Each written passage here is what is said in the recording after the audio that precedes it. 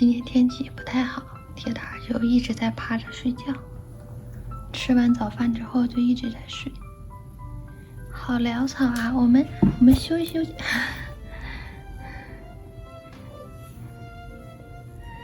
弟弟来了，弟弟，妈妈在录铁蛋哥哥呢，撒娇狂魔。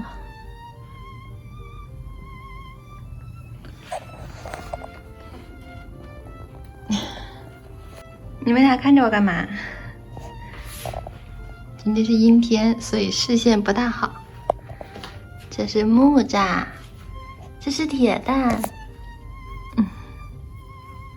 铁蛋在努力的康复当中。我们的木吒小朋友已经好啦。这么看，两只猫其实体型差不多大哈，但实际上，你们看，这才是木吒的屁股，后面全都是尾巴。而铁蛋的屁股在这儿，就是铁蛋要比木吒大出一个头来。整整齐齐的两只小猫咪，它们现在的状态是刚刚吃完药，然后上完了耳满液，因为耳满液的缘故，就会有一点痒。金吒就一直在抓它的耳朵，过一会就好了。铁蛋今天的状态还可以，相比较之前病恹恹的模样，现在已经愿意跟人互动了，算是一个比较不错的开端。之前他们待的环境太差了，他身上不少地方都被虫子咬过，导致他的毛发就一块一块的，但是问题不大，会好的。他们不是太喜欢我新买的猫捉板，还是喜欢玩之前原住民的也好。我家猫捉板比较多，我还买了一些在路上，估计过几天都能到了，到时候他们爱玩哪个就玩哪个吧。铁蛋，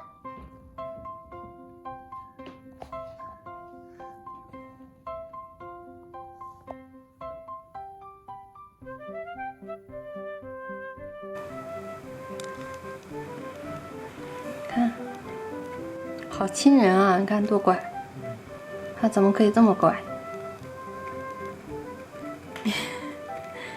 很喜欢跟人互动。金吒就是一个性格脾气特别好的小喵。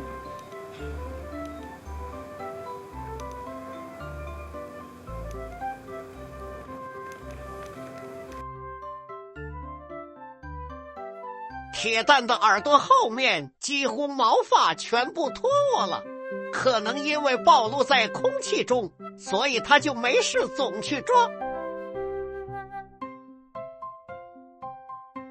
我一般下午的时候会过去给他们梳梳毛，然后上一下眼药水，再去擦擦他们的脸。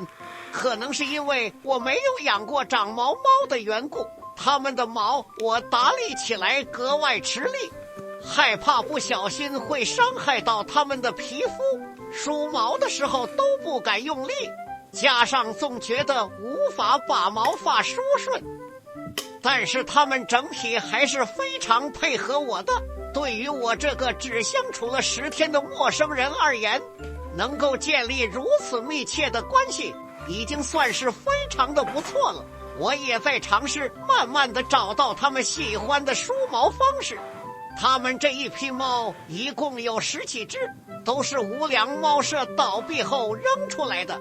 我当时得知消息后，虽然很难过，但是没有马上决定要带回来养，因为我自己已经有4只猫1只狗了，无论是经济还是个人精力上，其实都非常吃力了。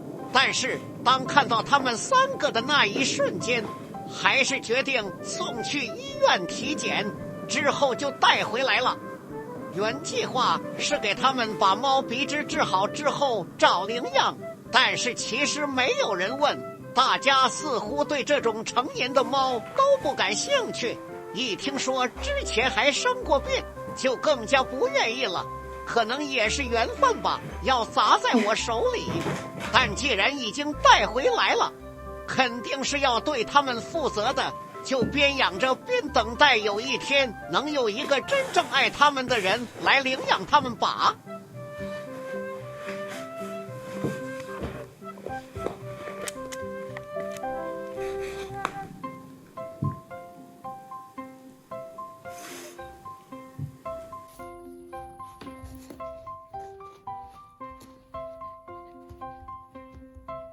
今天零散的分享就到这里。我拍这个视频其实就是想记录一下他们每天的变化，或者说有一天他们都找到属于自己的家的话，我也有个回忆在。那再见吧，我们下期见。